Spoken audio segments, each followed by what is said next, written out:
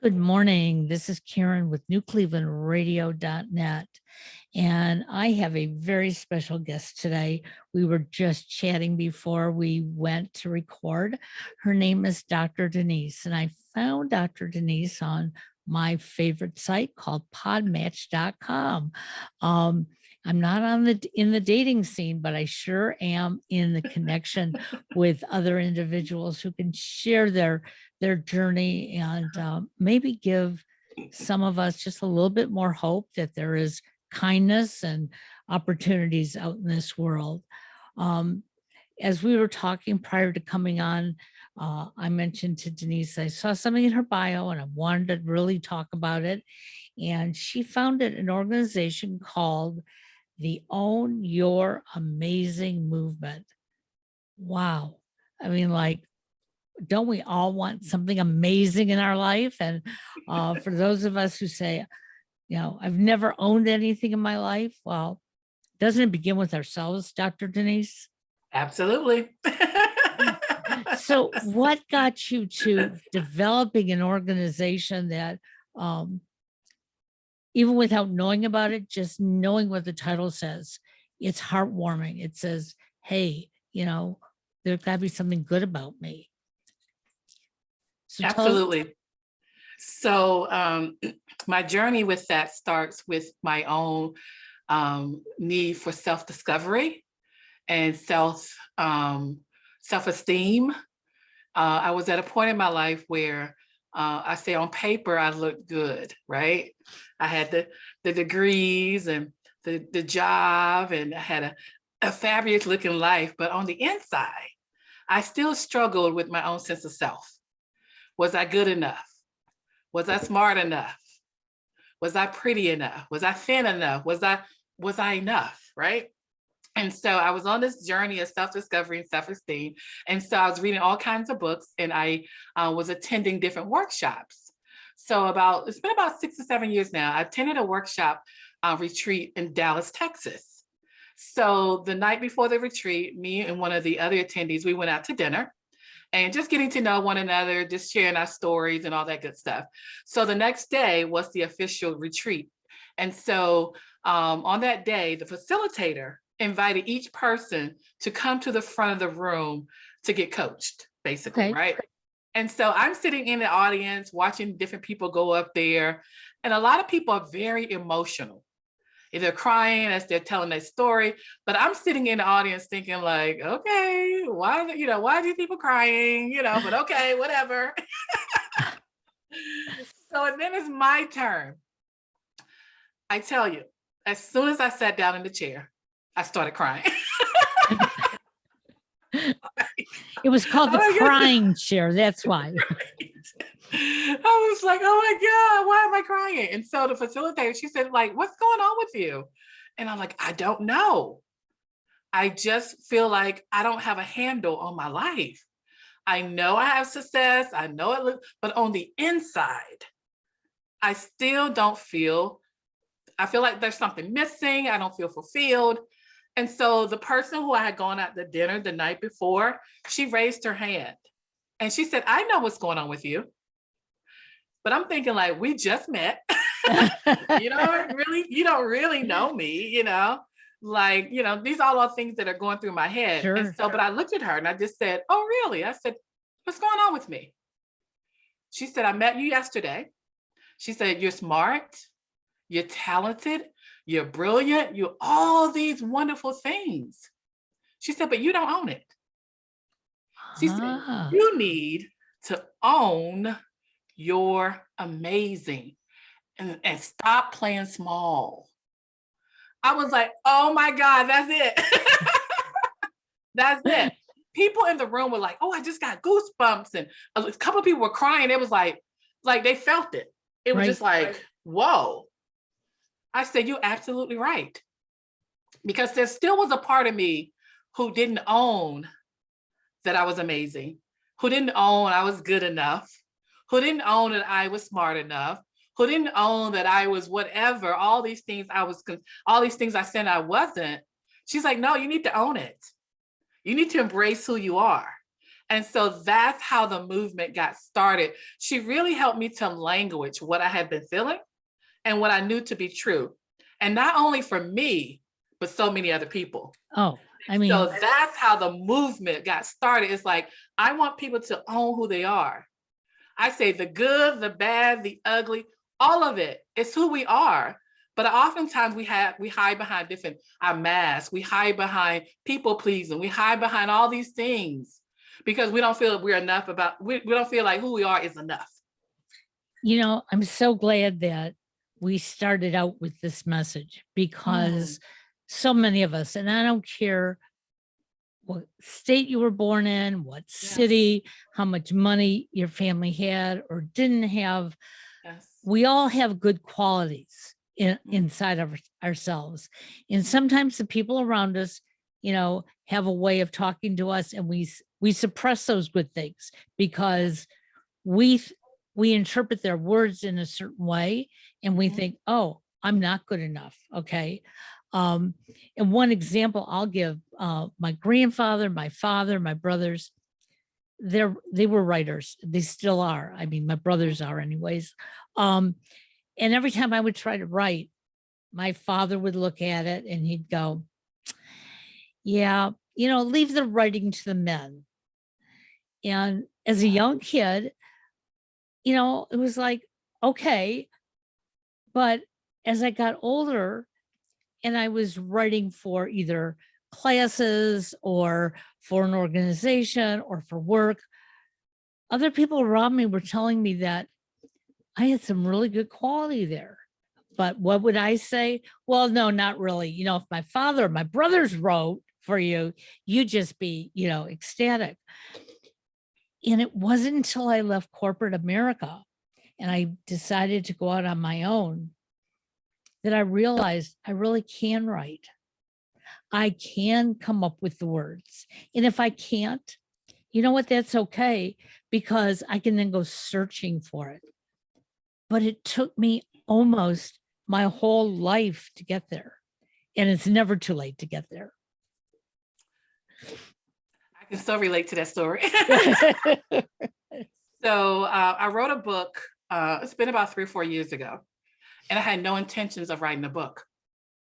But when I first started the movement, I hired a coach, and she was like, "Oh, you need to write a book." And I said, "Not me. I'm not a writer. I can't write a book." And she was like, "Well, of course you can." I was like, "No, I can't."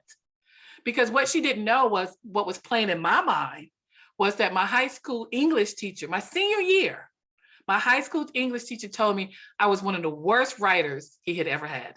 Oh my gosh. Well, then he did a very poor job in helping you write. But that was plaguing me. And so writing has always been a challenge for me. Always. I'm a better talker than I am a writer. Even to this day, even in school, I would always have to give myself extra time on reports and papers because it's a struggle for me. Sure. And so the little bit of confidence I had, he just crushed it, right? Right. And so I went on to college, you know, again, had to write and write and write. And so lo and behold, I decided to go get a PhD. Was not thinking, I got to write a dissertation. Oh no. What was I thinking? And so I really struggled with that. But thank God I had a great, you know, people on my team, my chair department, all those kind of people who helped me get through that. So now I was like, I'm never writing anything ever again. So when that coach said you need to write a book, I was like, no way. Not me. I'm not writing a book. It's not happening. And so she said to me, this is what she got. She said, well, what if you could write something that by sharing your story that you can help someone else? She got me right there in the heart. I was like, okay, I'll write it, you know? And so even with writing it, I'm proud to say my book got nominated for an award, right? And so, but the nomination came from the people saw that I was trying to make a difference and I was trying to make an impact with my story. So it wasn't so much the writing, because I believe there are people who are really gifted in writing, just like I believe there are people gifted in singing, all of those things. I think there are truly people who are gifted in writing, but for those of us who aren't gifted, so to speak, we still can tell our story.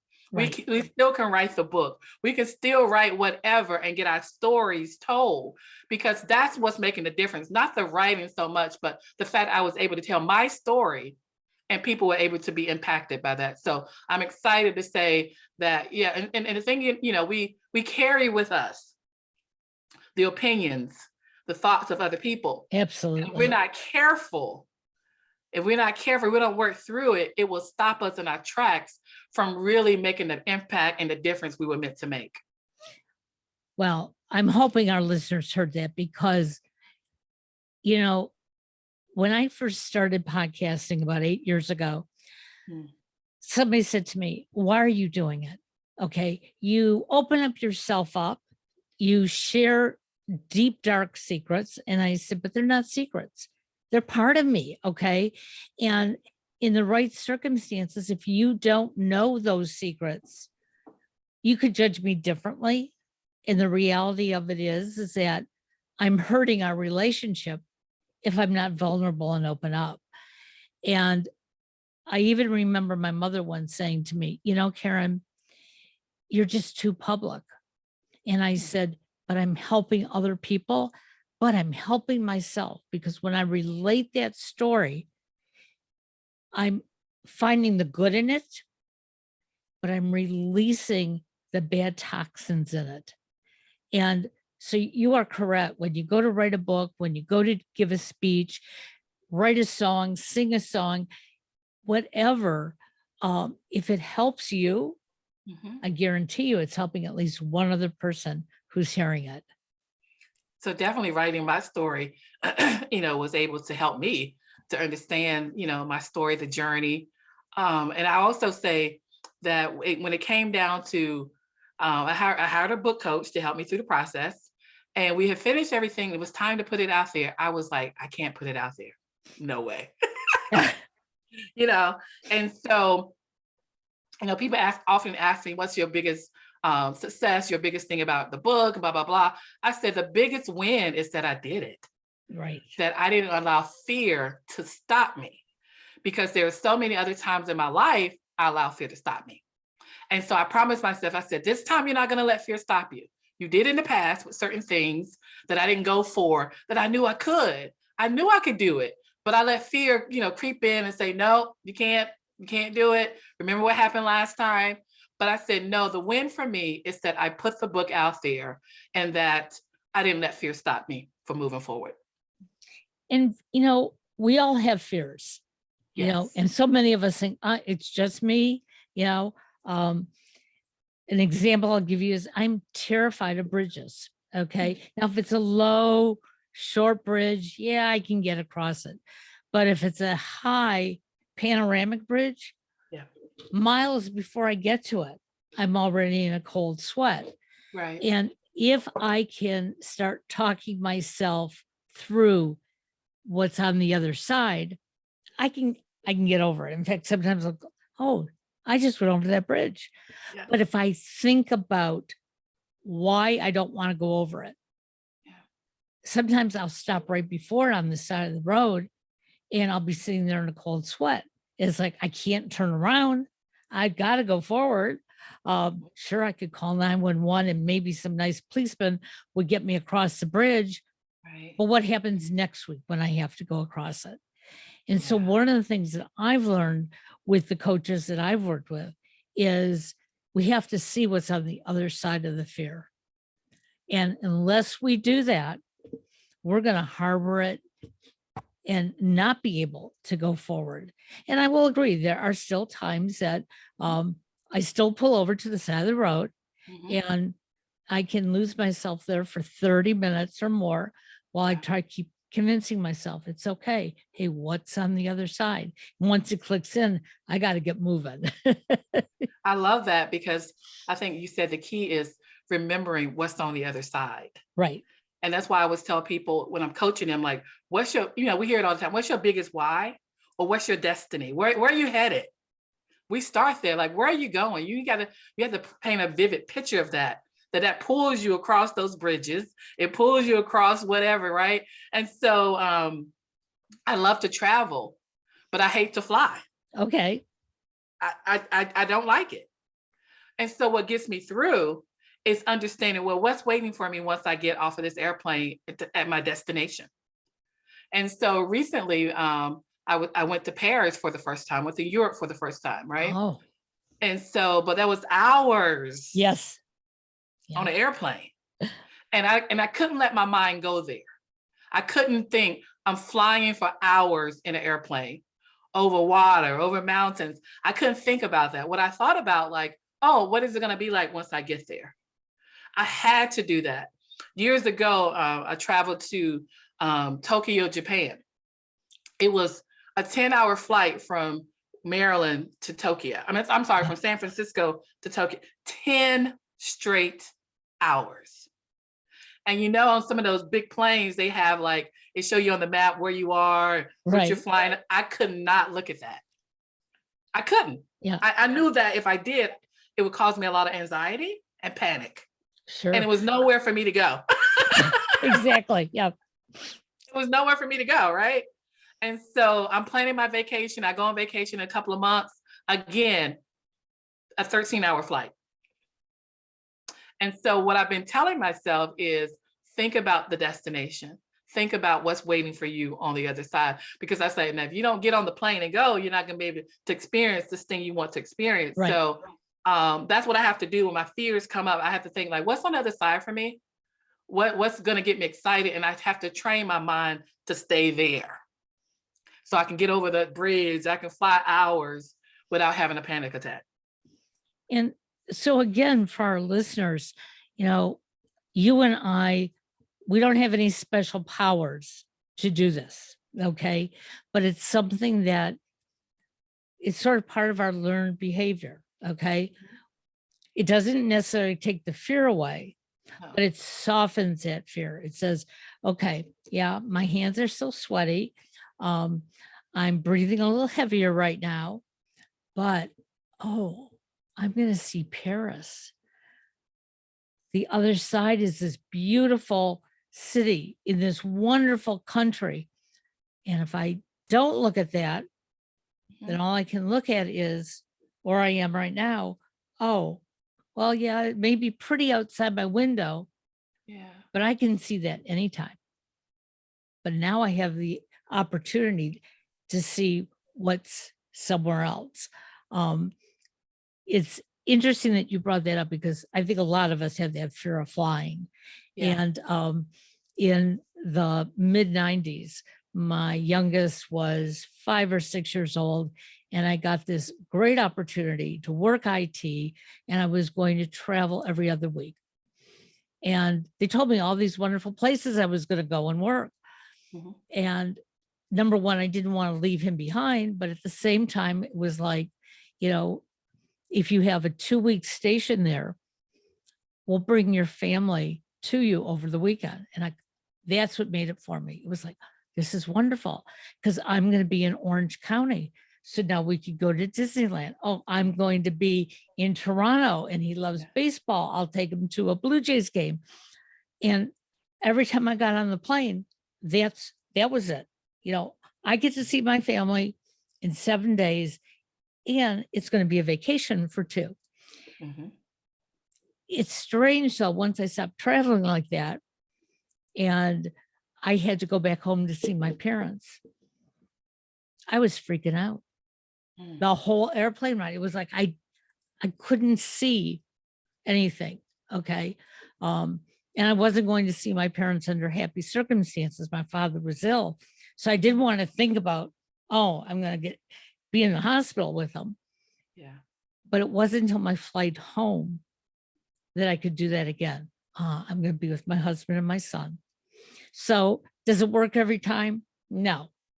But if you know why it's not working, that's, you gained a lot of knowledge there. So tell me about this foundation though. Okay. Not only are you doing this as a coach, but how do people join or do they join? People do join. Okay. And so I call it a movement because I believe in a movement is about making a shift. Okay. It's about making a transformation. And so, and it's really about moving towards something better.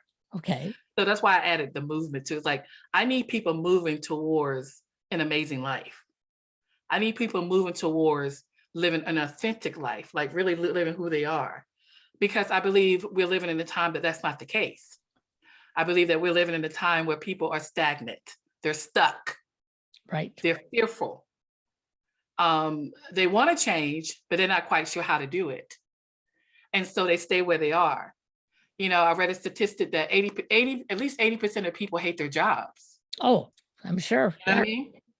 So I'm here to say you can move towards fulfillment in your career. You know, you don't have to stay stuck in a job you hate. Get one you love, get one you're excited about, or create a business, whatever it may be, but get moving, get going. You know, it's time, you know, time is at hand. It's time to move, and it's time to own who you are, own your life, create a life you love. So that's the movement part, is that a lot of times we even know what to do, but we don't do it. We don't take action. Right. Action that's movement. You have to do something. And one of my things I tell my people all the time, you know, it's like eating an elephant. How do you eat an elephant? One bite at a time.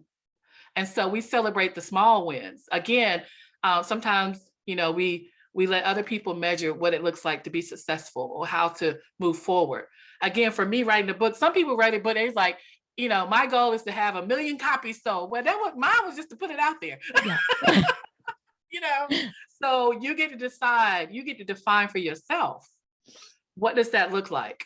And so the movement is about you moving towards your amazing life, however you choose to define it. So I always start with people like, how do you define you for you?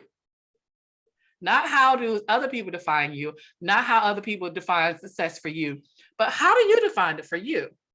And a lot of times, the first question I'll ask people, well, who are you? And when I tell you, that is one of the most difficult questions Absolutely. that people have to answer, because we have not been trained, we have not been taught to look at ourselves for ourselves. You know, I was a big time people pleaser. I made decisions for my life based on, well, what do you think? Well, how do you think I should do this? Or where should I go to school? What kind of job should I have? And not until I thought like, well, what do I want? Wait a minute. I'm asking everybody about my life except for me. Because we have all these messages about who we should be, who we shouldn't be, what I should look like, what I should drive, where I should go to school, all of it. And then we wonder why we're not happy. You know, I feel like we're clones right now, Dr. Denise, because my whole life up until I was about 60, it was about people pleasing, because the message I got from my mother was, if you make somebody happy, you're going to be happy. So first, as a child, you're making your mom and dad happy. You're trying not to do anything wrong so that they're at least happy with you. And if your brothers get in trouble, you know, you're the princess. But I still wasn't happy, because what I wanted from them, I was afraid to ask for, because I was trying to keep them happy. And that didn't even hit me until I was out of the house, married with my own kids. You know, and then you get married. Well, got to keep your husband happy. And please keep your kids happy, because then they won't be yelling and screaming in public and all these things. Yes. And when I was at the end of the road with corporate America, again, I was trying to make everybody at the college level happy with me, and or happy, I should say. And I realized one day I was in the car with my son, and he says to me, "Mom, you're depressed." And I said, "No, I'm not." He said, "Yes, you are." He says, "I don't remember the last time you smiled, Mom. I don't remember the last time you did anything for yourself." Now, my son was about 20 years old at the time. He's high functioning autistic. So emotions were not always, he never noticed it in other people. But all of a sudden he's noticing it in me. And I thought, if he can notice it, he's probably right. And then I started crying in the car, just could not stop. And he goes, see, I knew I was right. And within about a month, I left corporate America. I loved my job. I hated the culture. And that's where the difference was, because I didn't mind going to do my job. But then when I would look around me during the day, I saw all this negativity around me, and it just ate through me. So what happened when I left, I decided it's time to make me happy. And when I said it to my husband and my son, they looked at me and they said, yeah, that doesn't mean, you have to say, what do you want for dinner? And then you cook it and you don't even want it because you don't like it. So it's those little things. And yeah, do I sometimes go out of my way to make somebody else happy? But I know what I'm doing at the time. Wow. Yeah. Wow. Yes, so many women put others before themselves. They don't even know what they want for dinner, Yeah, exactly. The self-care, we're not a priority on our self-care list. We take care of everyone else. I have a real quick story. One of my clients, who's happened to be a really good friend of mine, she had attended one of my workshops, and we got to the piece where we talked about self-care. And I was like, what is it that you want to do for yourself? And she's married with 2 children. Her kids were a little bit younger than what they are right now.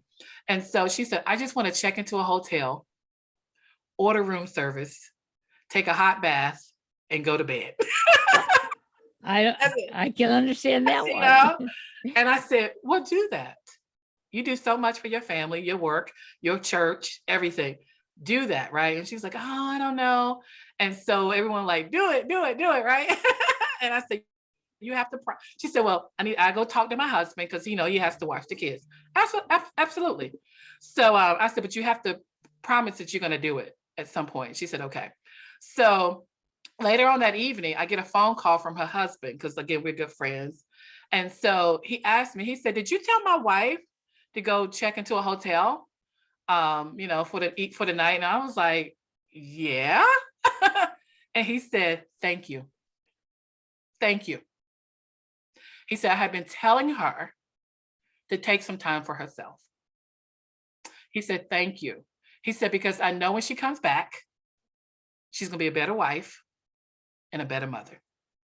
We were just like, whoa. Yeah. And so she's been doing that since.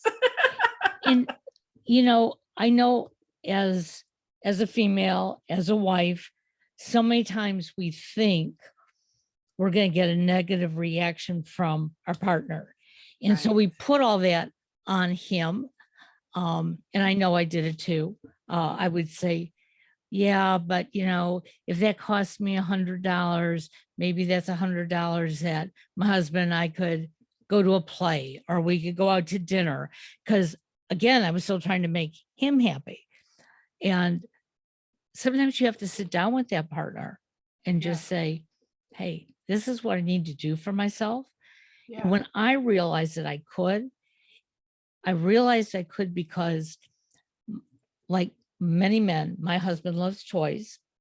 Now he'll usually say to me, oh, I saw this and I really would like it, and whatever. And I'll just say, well, if you really like it, if you think you can afford it, buy it.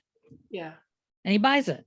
Yeah. But me, it's like, well, I know I should go get my hair done, but I'll put it off 2 more weeks.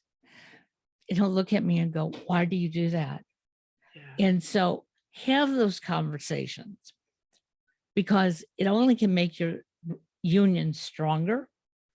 And I say also listen to our kids, those of us who have children, because our children see our emotions much faster than we do. And if you're single, I'm single again. My husband passed away many years ago. And I don't have children, but I still find myself people pleasing with friends and family. Yeah. Oh, of course. So, or even when I worked a job, now I own my own company. So, but at the time, I felt like I needed to stay late. I felt like I needed, especially since I was single, I didn't have the excuse of, hey, I got to get home to the kids or husband.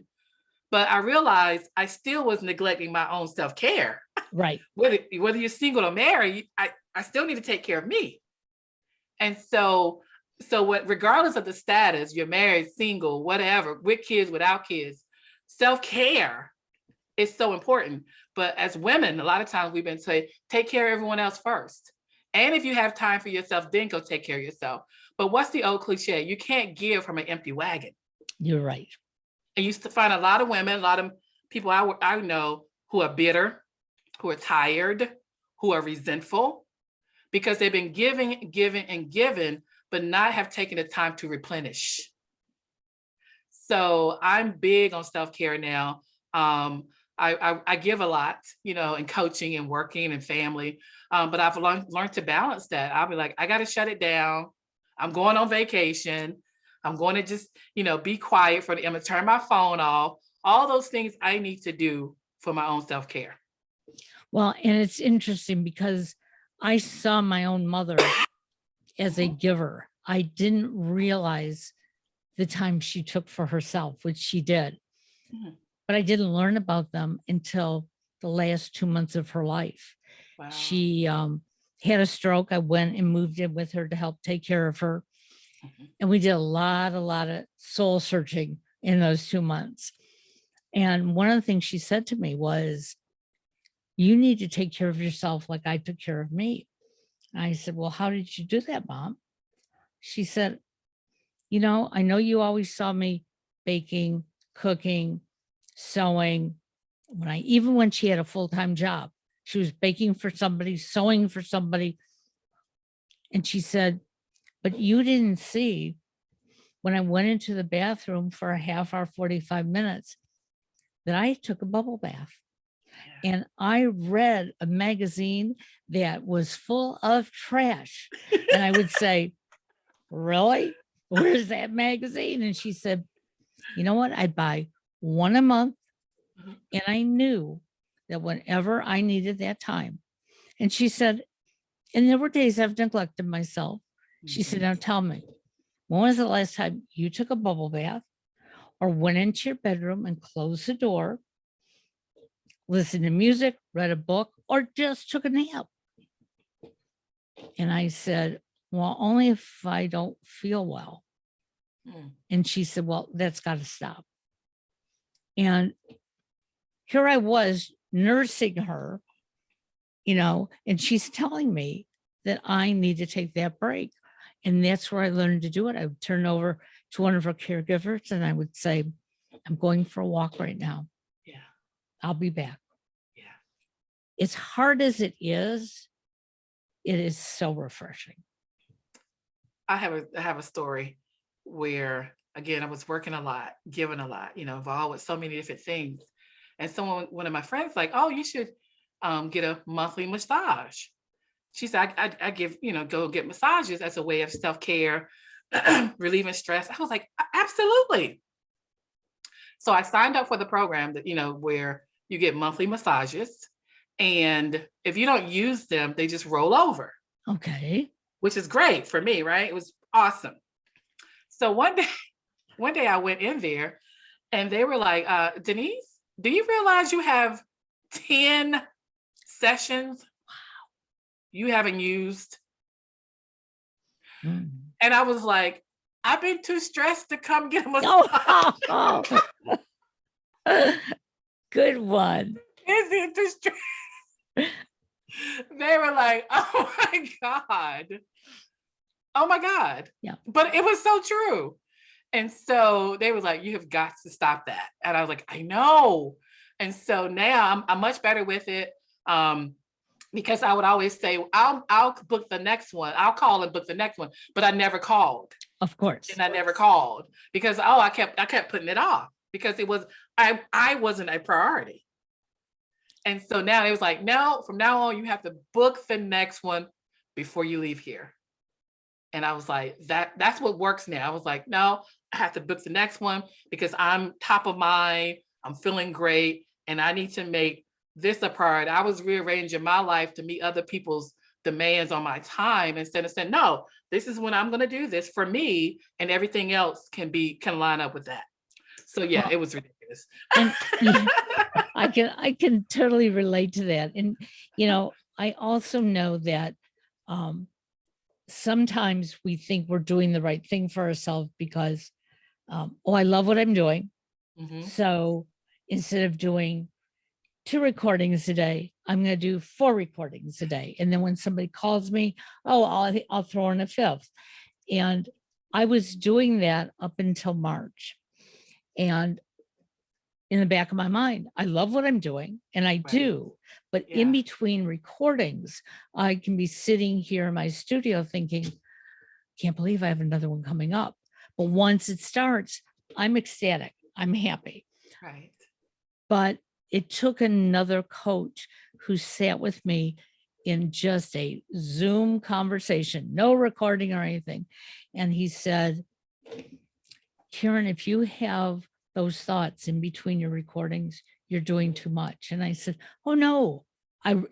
Usually by the last one, I'm just like, I'm high on something. And he says to me, no. He says, I want you to make me a promise. He said, I want you to scale back. Mm-hmm. So I did a little bit in April. I started to a little bit in May. And then I looked at June and I was like, I just kept moving everybody to June. It was like, I have no time to breathe. So I wrote very nice letters to everybody. And I said, look, I need to space this out. And if it doesn't work for you, I apologize. You can contact me at a future date. I thought I was going to get a lot of angry people. I had, I think, about 70 booked for June. And wait a minute. How many? 70. 70. Yeah. Whoa. And I love doing it. But when I realized that it comes 6, 7 o'clock at night, I haven't made dinner yet, even for myself, let alone my husband. Okay. Wow. It's like, what am I doing? But I only had one person who got angry. All the others was like, hey, we get it, And it was like, really? I almost wanted to thank them so much by saying, okay, I'll do you all in June. But we set expectations on ourselves. We put it out there to the universe, and the universe says, okay, Karen is at my beck and call. And you have to finally tell the universe, no. And if somebody doesn't like it, all I have to do is say, I'm doing this, because I have to. And do you want to be that podcast that I do that comes out terrible? Right. Because I'm doing too much. But we all have to think about that, because sometimes you're going to lose somebody along the way. And it has to be okay. I've made it okay. I win some, I lose some. Right. Such is life, right? Yeah, exactly. But we have to take care of ourselves so that we can show up, powerfully in the spaces that we're showing up. Because there was a time I was so burned out that I felt like I was really doing a disservice to myself and to the people I claim I want to serve so badly. Yeah. But I wasn't showing up powerfully. I wasn't authentic.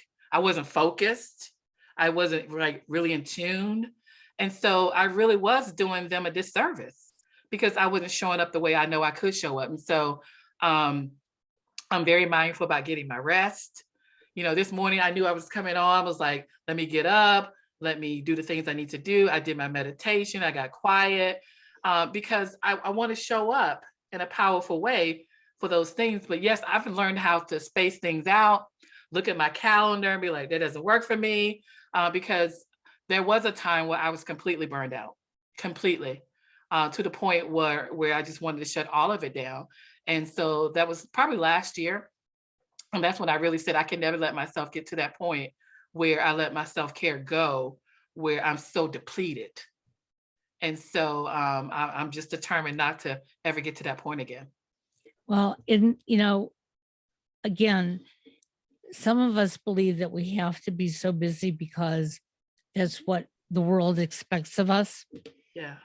And I will tell you, since the pandemic, one of the things I've learned is that we all interpret what busy is. Mhm. And I have some friends who do not work out of the house. Mhm. I'm not sure what they do all day long, but they are busy. They're doing Mhm. something. And when they tell me they're busy, it's like, okay, but you're making those choices.